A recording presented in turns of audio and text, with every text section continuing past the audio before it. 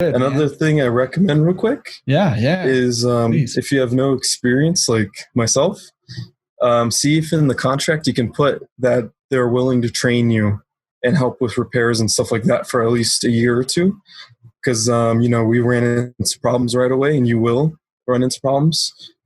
Coming into this, I was like, I'll get lucky. I won't need to hire anyone to help me, but you don't get lucky, okay? You don't get lucky. And if you don't want to bank on it. Exactly, yep.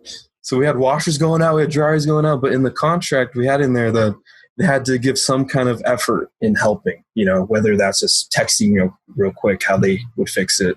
Mm-hmm. So, and they texted me exactly what to do, and voila, problem solved. And now I know how to do it for the next time. Nice.